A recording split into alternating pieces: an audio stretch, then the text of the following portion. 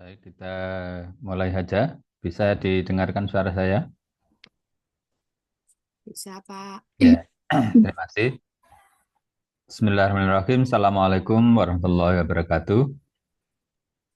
Waalaikumsalam warahmatullahi wabarakatuh. Alhamdulillah, pada siang hari ini kita akan membahas topik perkuliahan yaitu Muhammadiyah dan peran kebangsaan, atau bisa dalam bahasa sakleknya, dalam bahasa kasarnya itu adalah Muhammadiyah dan politik, yang tentu saja meliputi dua aspek. Yang pertama adalah pandangan, ya, konsep Muhammadiyah tentang politik, kemudian yang kedua adalah praktek yang dijalankan selama ini. Baik, sebelumnya perlu saya sampaikan beberapa hal. Yang pertama adalah untuk tugas-tugas, barangkali kalau ada yang masih belum dikerjakan, saya ingatkan sekali lagi untuk dikerjakan. Kemudian yang kedua, beberapa dari pertanyaan-pertanyaan dalam forum diskusi di e-learning, silahkan ditindaklanjuti bagi yang belum, yang masih 00, ya, kosong kosong, belum ada responnya, ya. Demikian juga mungkin ada yang merasa belum memberi pertanyaan, masih ada waktu, ya, itu batasannya adalah sampai dengan hari Selasa, ya. Kemudian yang ketiga itu adalah berkaitan dengan yang kedua, yang berkaitan dengan soal UAS, nanti akan saya sampaikan di grup, ya, hari ini, ya. Ini karena di aplikasinya masih belum bisa, ya, nanti akan saya sampaikan. Dan pengerjaannya dalam waktu 1 pekan 1 minggu, ya, berarti hari Selasa itu nanti tanggal Selasa lagi tanggal berapa itu? 7. Tanggal 7, ya, berarti tanggal 7 tahun depan, ya. Jadi nanti waktu mengerjakannya ada 1 tahun, ya. Ya, 1 tahun dari tahun 24 sampai tahun 25. Betul, ya? Betul, Pak. Ya. Baik, karena waktunya sangat singkat, saya share apa namanya, paparan saya. Sudah bisa dilihat? Bisa. Bisa dilihat dengan jelas, ya. Baik.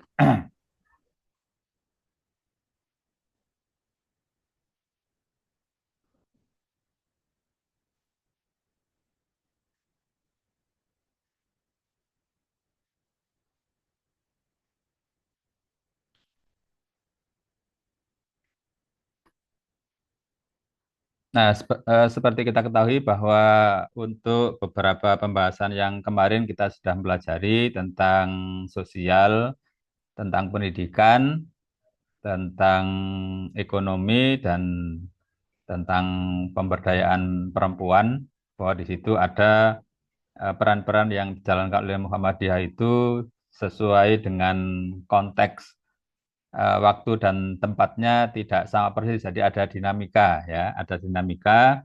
Demikian juga yang berkaitan dengan pandangan-pandangan, ya, itu ada dinamika.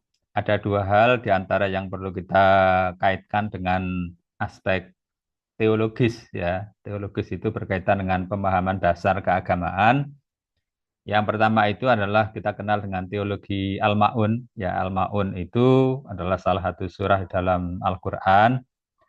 Di situ menjelaskan tentang betapa pentingnya kesadaran sosial, yang bukan hanya kesadaran dalam arti pemahaman, tetapi di situ implementasinya seperti apa terhadap masyarakat, ya. Kemudian yang kedua adalah teologi Al-Asr, ya. Itu berkaitan dengan waktu juga, itu salah satu surah dalam Al-Qur'an, Al-Asr, yang menghargai apa, kerja keras, ya, waktu. Kalau dalam bahasa Arabnya itu adalah al-waktu kasaif.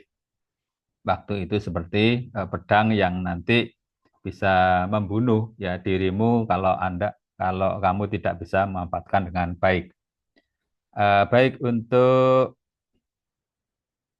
eh, yang pertama ya, di sini kita lihat apa yang menjadi latar belakang ya, yang menjadi background dari pembahasan ini.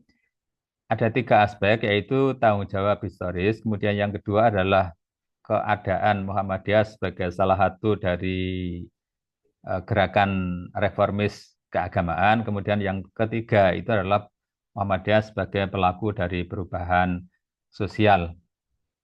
Nah, yang pertama berkaitan dengan tanggung jawab historis. Bagaimana kita ketahui salah satu di antara kekuatan-kekuatan masyarakat ya di Indonesia yang sejak tahun 88 itu ada istilah yang disebut dengan civil society. Mungkin Anda, saya kira sudah familiar itu dengan istilah seperti itu.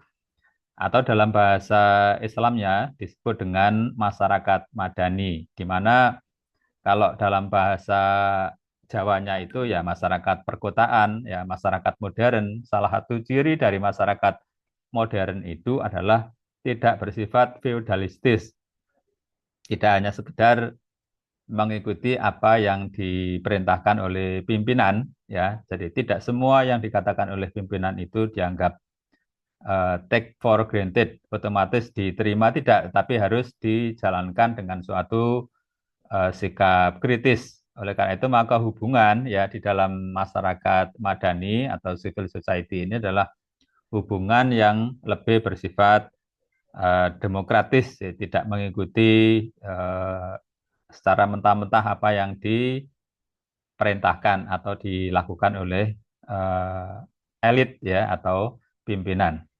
Nah, karena itulah maka di sini tentu Muhammadiyah merasa perlu bertanggung jawab ya untuk bagaimana berpartisipasi dalam eh, apa namanya itu politik. Kemudian yang kedua itu adalah aspek dari landasan keagamaan, di mana ajaran tauhid itu adalah sebagai pokok ya. Apa yang kita lihat ya, ajaran tauhid ini hubungannya dengan aspek kemasyarakatan.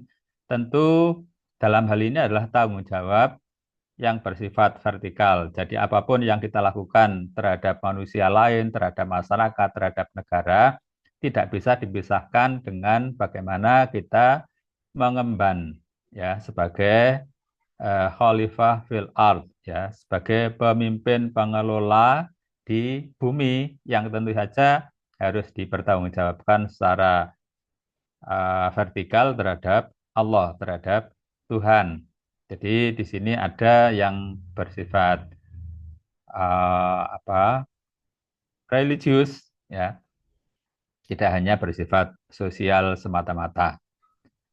Kemudian yang ketiga, tentu dalam hal ini adalah sebagai pelaku dari perubahan sosial. Sebagaimana yang kita ketahui bahwa dinamika masyarakat itu menuntut peran-peran dari tokoh ataupun dari semua elemen masyarakat, termasuk kita semua, baik itu mahasiswa, dosen, masyarakat pada umumnya, pelaku ekonomi, ya, termasuk di sini adalah pelaku dari politik, itu harus turut serta di dalam perubahan sosial ke arah yang positif, karena dinamika masyarakat itu meniscayakan ya bagaimana eh, kecenderungan-kecenderungan ke arah yang lebih baik ya itu bisa dilakukan.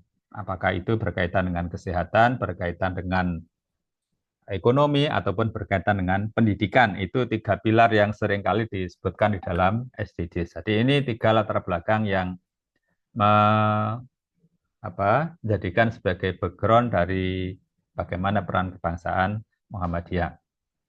Nah, apa sesungguhnya kalau kita lihat dalam wacana pada umumnya, biasanya orang mengatakan ya politik itu adalah kotor, oleh karena itu maka kita tidak boleh berpolitik. Nah, sesungguhnya itu kalau kita lihat makna dasarnya itu dari yang ketiga ini, ya. Bisa kelihatan ini ya. Kelihatan di Bisa. ya, ya. Dari policy ya. Policy itu apa ya? Kebijakan. Tentu kalau kita bicara politik pada awalnya itu adalah bagaimana menyusun suatu kebijakan. Jadi kalau misalnya di Sidoarjo atau di Jawa Timur atau di Indonesia, maka para pemimpin politik sesungguhnya itu adalah orang-orang yang bijak ya karena mereka yang mengambil kebijakan tentu untuk kemaslahatan masyarakat. Misalnya kalau sekarang itu lagi apa namanya banjir ya bagaimana itu bisa ditanggulangi sebenarnya seperti itu ya maksud awalnya seperti itu. Tetapi di sini ada bahasa yang sifatnya umum ya maka itu seringkali dinyatakan seperti yang di atas ini ya. Apa itu politik ya berkaitan dengan urusan negara, kekuasaan atau kekuatan. Nah, ini tiga hal yang seringkali saling berhubungan. Jadi kalau suatu kekuasaan sudah bareng tuh nanti di sana tergantung dari kekuatannya ya sehingga kita bisa melihat adu kekuatan sehingga banyak yang mengatakan politik itu adalah kotor ya. Lalu yang ketiga, konsekuensinya nanti di dalam politik itu pasti ada ini, ada yang ini ya, yang ketiga yang paling bawah itu. Apa? Yaitu siapa dapat apa, kapan, dengan cara apa. Nah, contohnya misalnya kalau pada pilkada kemarin itu ya, ya siapa yang dapat jabatan sebagai bupati, dapat jabatan sebagai gubernur, dapat jabatan sebagai presiden ataupun bukan juga anggota DPR, DPRD. Kapan? Ya, seperti kemarin itu ya pada pemilu atau pilkada yang beberapa waktu yang lalu ya. Nah, ini yang ketiga ini yang menjadi masalah. How dengan cara apa? Nah, berkaitan dengan cara apa inilah ada beberapa aturan-aturan ya yang nanti tentu saja ada aspek-aspek yang sifatnya itu yuridis formal tetapi ada aspek-aspek yang sifatnya etik ya. Pada akhirnya kalau di dalam skala yang lebih luas maka politik itu nanti berkaitan dengan sistem dan juga berkaitan dengan struktur ya. Struktur ini adalah bagian dari sistem. Katakan misalnya kalau di Indonesia kita mengatakan bangsa Indonesia ini adalah sudah menganut sistem politik demokrasi dan demokrasinya tidak sama dengan demokrasi yang ada di barat tetapi kita sering mengatakan itu adalah demokrasi Pancasila. Wujudnya seperti apa adalah yang kita lihat sekarang ini. Bagaimana? Ya tentu karena kita masih muda ya, masih belum 100 tahun merdeka tentu tidak sama dengan negara-negara atau bangsa yang sudah ratusan tahun merdeka, tentu jauh dengan yang ada di negara-negara Eropa ataupun di Amerika tentunya. Ya. Berikutnya, kalau kita bicara hubungan antara Muhammad dan politik, itu ada dua aspek ya, ada dua ranah di sini. Yang pertama itu adalah ranah politik kekuasaan, ya. Kemudian yang kedua itu adalah ranah kebangsaan atau kemasyarakatan. Jadi sering dikatakan kalau di sebelah kiri yang ungu ini adalah yang kita sebut dengan politik praktis. Bagaimana modelnya kalau kekuasaan politik praktis itu adalah melalui partai politik. Kemudian kalau yang kedua ini lebih luas ya, tidak hanya tergantung dari partai politik, tetapi adalah lembaga-lembaga pemerintahan non parpol ya, seperti yang kita lihat dalam struktur pemerintahan, mulai dari yang ada di desa ya, kecamatan, terus sampai dengan pusat ya. Kemudian yang kedua yang tidak kalah pentingnya adalah melalui media massa yang sekarang berkembang bukan hanya media massa cetak tetapi sudah media massa elektronik bahkan di akhir ini adalah yang kita sebut dengan medsos itu sangat kuat ya peranannya di dalam ini dalam partisipasi kebangsaan ini. Lalu kalau kita lihat dalam prakteknya seperti apa ya sepanjang yang kita ketahui dari awal kemerdekaan itu untuk ranah yang sebelah kiri untuk partai politik Muhammadiyah sudah berperan untuk memasukkan kader-kadernya. Itu paling tidak itu adalah di 3 partai politik sepanjang sejarah mulai dari Orde Lama sampai dengan Orde Baru dan masuk ke Orde Reformasi. Yang pertama itu adalah Syarikat Islam. Nah, Syarikat Islam ini sungguhnya awalnya dulu itu adalah merupakan syarikat dagang ya, orang-orang yang bergerak dalam dunia perdagangan, tapi kemudian diarahkan kepada politik dalam rangka apa? Dalam rangka untuk mendukung bagaimana supaya pergerakan kebangsaan Indonesia, terutama orang-orang Islam ya, tokoh-tokoh yang waktu itu banyak bergelut dalam dunia bisnis, itu bisa menggerakkan ya masyarakat Indonesia ini ke arah yang lebih baik. Apa di antaranya itu adalah berusaha untuk melepaskan diri dari penjajahan Belanda, tentu melalui pergerakan politik. Ya, itu yang sudah ada sejak tahun 1930-an ya.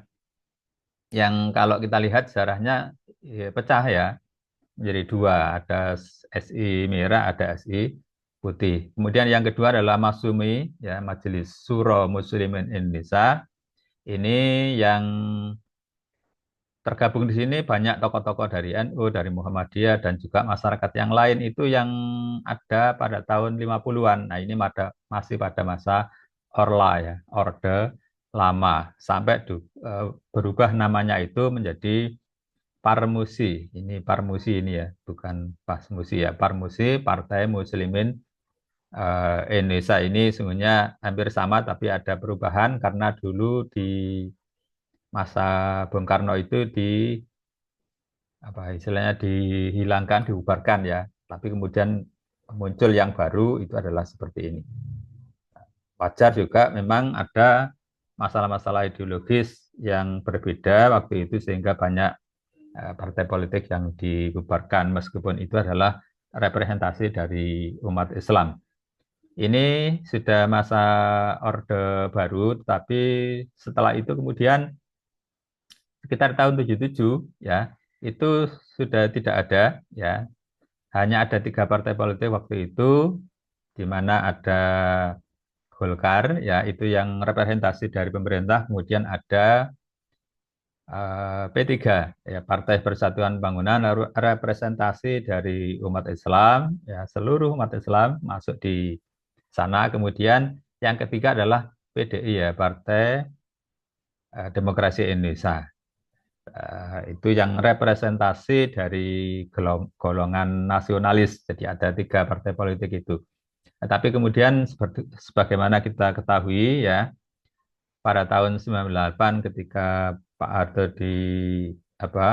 gulingkan itu ya, sudah masuk orde reformasi, kemudian malah tumbuh banyak partai politik. Nah, maka Muhammadiyah menyalurkan aspirasinya itu antara lain adalah di PAN, di samping juga masih ada yang di Golkar dan juga di beberapa partai yang lain. Itu dari aspek yang ranah politik yang kiri, yang partai politik.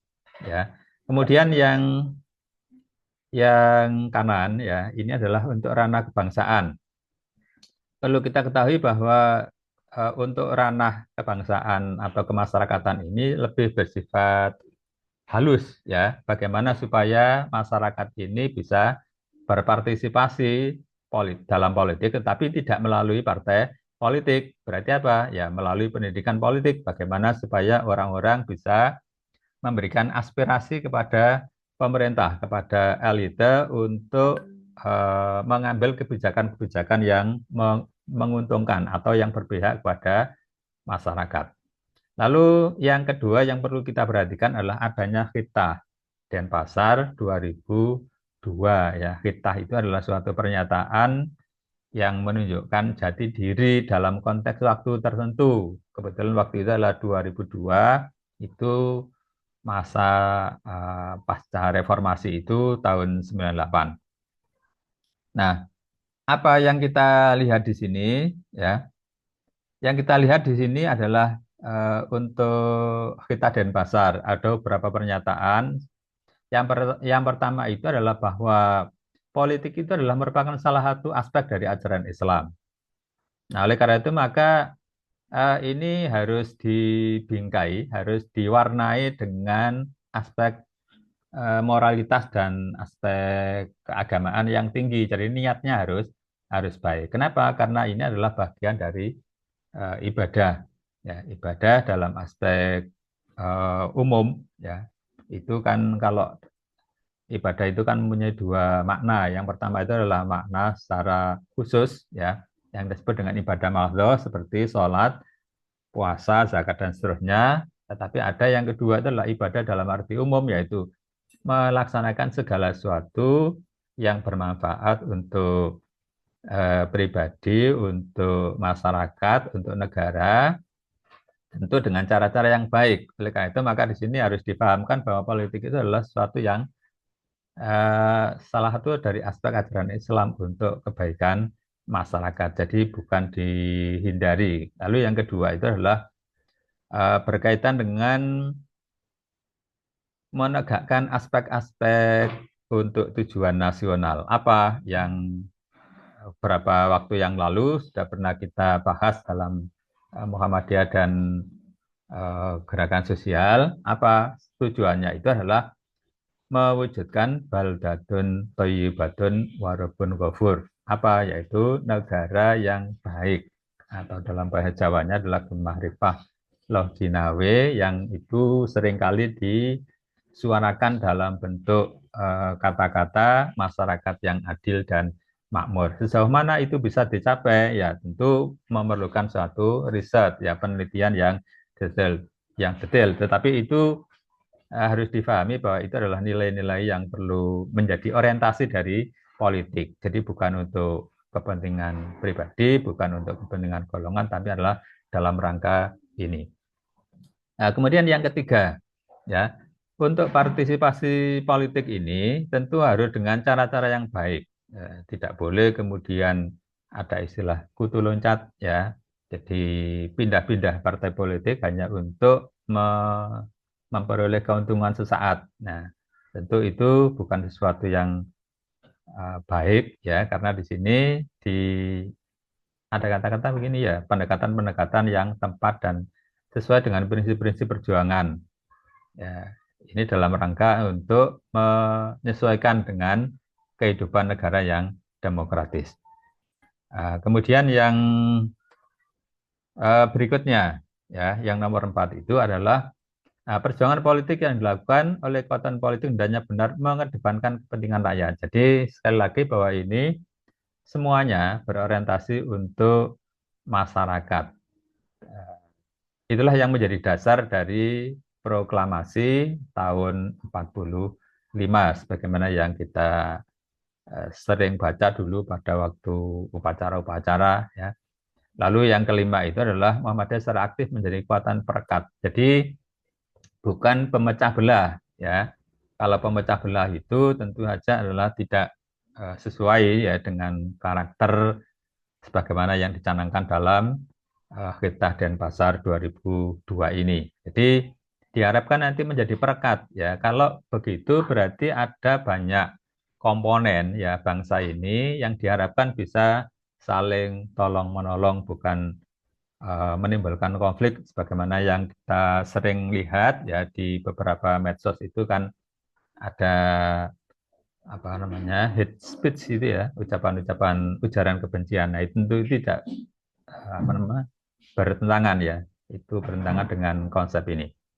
Lalu yang keenam adalah, nah ini, tidak berafiliasi, jadi tidak ada hubungan secara organisatoris. Jadi kalau dulu di awal itu pernah mempelopori berdirinya Masumi, ya, berpartisipasi orang-orangnya itu, tokoh-tokohnya di Parmusi, sampai juga di PAN, dan juga ada di partai-partai politik yang lain. Tetapi di sini secara organisatoris, ya, Muhammadiyah tidak berafiliasi, ya. Afiliasi itu hubungan organisatoris secara langsung. Jadi misalnya melakukan pencegahan, melakukan apa itu namanya eh, protes, demo dan sebagainya, ya, ikut campur secara langsung di organisasinya itu tidak menjadi apa watak, ya. Kemudian yang berikutnya adalah penggunaan hak pilih. Ya, jadi di sini tidak golput, ya, harus digunakan sesuai dengan tanggung jawab. Ya, jadi kalau begitu ya berarti tidak boleh golput, harus datang ya untuk melakukan pilihan itu baik untuk pemilu tingkat nasional ataupun tingkat daerah. Tentu itu ada tanggung jawab. Jadi kalau misalnya memilih si A, si B itu apa? Nah, ada tanggung jawab yang bukan hanya secara sosial, tetapi itu nanti ada yang berkaitan dengan etika moral dan ada aspek spiritualnya tadi. Nah, tentu dengan sesuai dengan misi ya. Apa misi dari Muhammadiyah adalah kemaslahatan bangsa dan negara.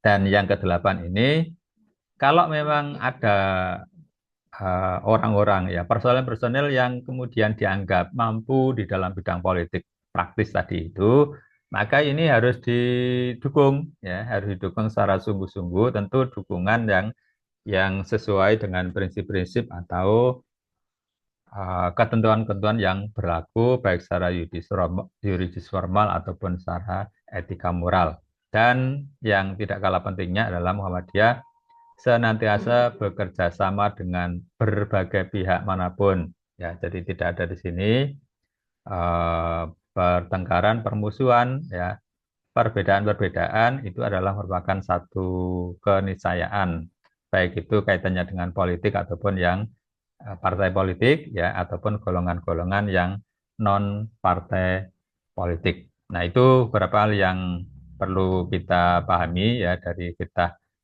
dan pasar ini. Salah satu di antara konsep ya yang sering kita dengar itu adalah konsep yang disebut dengan Darul Ahdi Wasahada. Ya, apa itu? Kalau kita terjemahkan itu adalah eh, apa namanya, keluarga, ya, semacam keluarga dan persaksian, ya, bahwa yang namanya Indonesia ini adalah sudah merupakan suatu pilihan final, ya. Mungkin dalam bahasa sehari-hari disebut dengan NKRI itu, ya. Nah, itu sudah sejak awal, ya, sejak awal, dan ini kalau kita lihat di konsepnya itu ada di buku, ya, itu tahun 2011 sampai 2016 itu sudah dibuat konsepnya secara detail ya, bahwa negara Pancasila adalah negara yang sudah final, jadi tidak ada yang namanya keinginan untuk mendirikan negara Islam atau negara baru ya, karena itu sudah pilihan di mana berbagai kelompok agama, suku, bangsa, bahasa itu menyatu ya dalam cita-cita sebagaimana yang sudah disepakati di awal kemerdekaan ini. Kemudian kalau kita lihat apa itu konsep Darul Ahdi Wasahada, itu adalah bahwa ya Pancasila sudah bentuk ideal ya. Kemudian ini sudah sesuai dengan founding fathers ya, pendiri Republik ini, dan di sini bertekad ya untuk menjadikan sebagai pusat-pusat keunggulan ya, di mana itu adalah merupakan kewajiban kita untuk kedepannya. Dari pusat-pusat keunggulan itulah nanti akan berikan contoh yang terbaik ya. Dan di terakhir sebagaimana yang kita lihat ya, hasil pemilu 2024 ya. Nah, di sini di samping ucapan selamat ini, silahkan nanti kalau ada yang gugatan, yaitu sama-sama dihargai. Jadi tidak menolak adanya gugatan atau permintaan untuk me, apa, mengungkit kalau misalnya apa namanya, ada hal-hal yang tidak diterima oleh masyarakat mengenai hasil pemilu. Jadi fair saja, ya.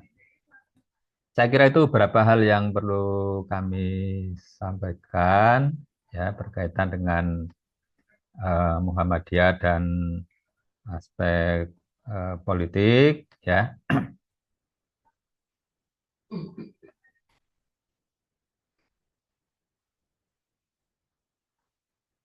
Nah, sebelumnya saya screenshot dulu. Ini ada 2 halaman. Bentar ini.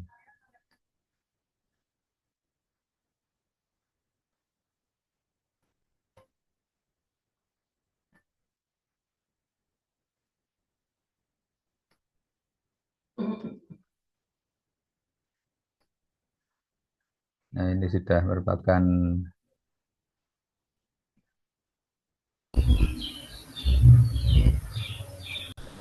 absennya ini. Saya kira itu pertemuan kita pada hari ini mudah-mudahan eh, bisa dipahami ya. Juga ada di e-learning dan jangan lupa untuk soal saya akan sampaikan di grup ya di hari ini. Masih saya edit tadi ya. Dikumpulkan hari apa tadi? Hari Selasa yang akan datang. Dari Ya, tahun depan. Selasa. Ya, masih tahun depan. Jadi ada waktu 1 tahun ya untuk mengumpulkannya. Nanti mengumpulkannya itu di ketua kelasnya jadi satu atau bisa nanti saya informasikan di grup ya tentang ininya. Terima kasih atas kehadirannya. Dengan ini kita tutup dengan baca hamdalah. Alhamdulillah. Alhamdulillah. Dari saya Alhamdulillahirrahmanirrahim. cukup sekian. Wabillahi taufiq wal hidayah. Wassalamualaikum warahmatullahi wabarakatuh. Waalaikumsalam Waalaikumsalam warahmatullahi warahmatullahi wabarakatuh. wabarakatuh.